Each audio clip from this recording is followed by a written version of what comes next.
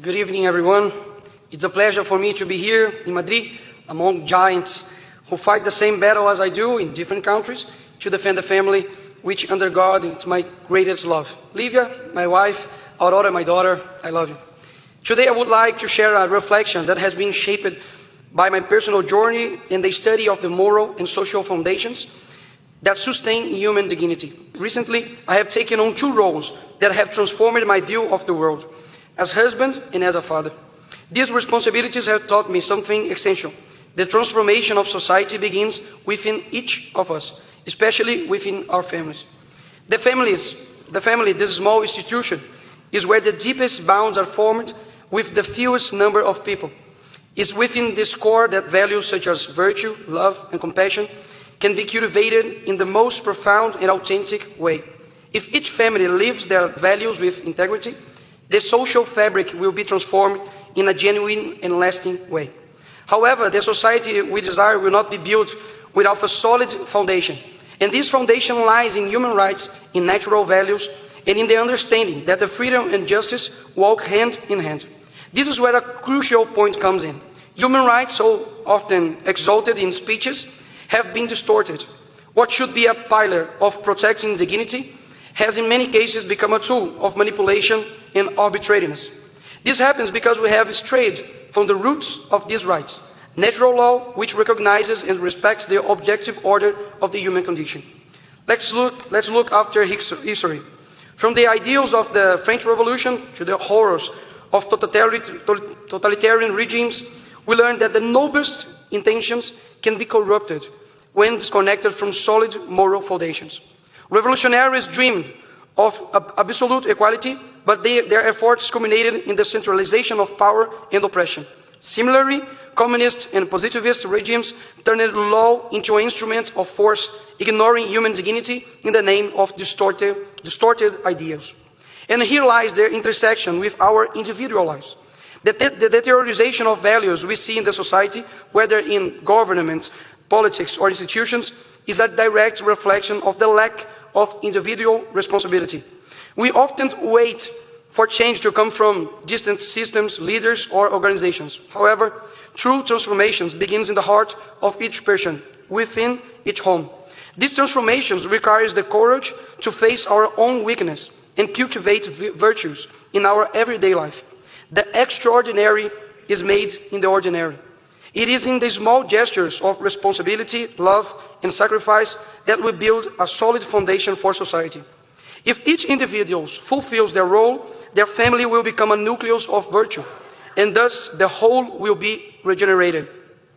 In politics, for example, we see how the detachment for morality produces mediocre leaders, incapable of dealing with real challenges. The same happens in education, where many seek only titles, forgetting their true excellence lies in serving others and cultivating wisdom. This cycle of mediocrity can only be broken when we understand that the true progress is not found in the pursuit of external recognition, but in the internal commitment to the common good. Therefore, the call to action is clear.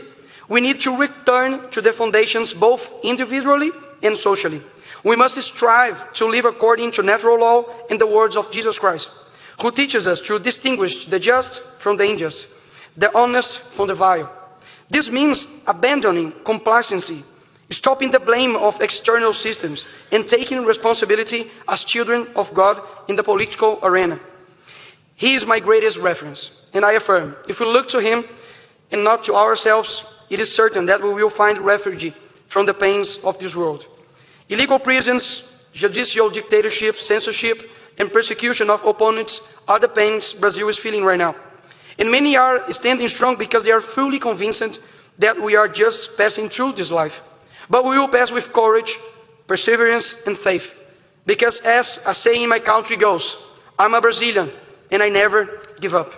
So, how are you going to defeat abortion? Not only by defending life, but creating life. How are you going to defeat feminism? By teaching our sons and daughters to be virtuous. How are you going to defeat gender ideology? With education at home. How are we going to defeat LGBT activism and entire woke agenda? Everything goes in one direction, family. That's why it's so important to return to our individual responsibility. Because we do not want to create families just to signal virtue and leave our children in the school for 6-8 hours a day in the hands of the state. No. We want to form families to, above all, lead our children to heaven. And while they are here, they will be protected by us. Strong families, strong nation.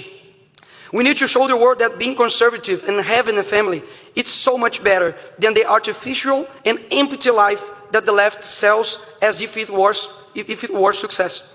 The real challenge is not living life as a slave to our own desires and doing what makes you happy, but rather sacrificing every day to keep your family strong enough to resist this corrupt world.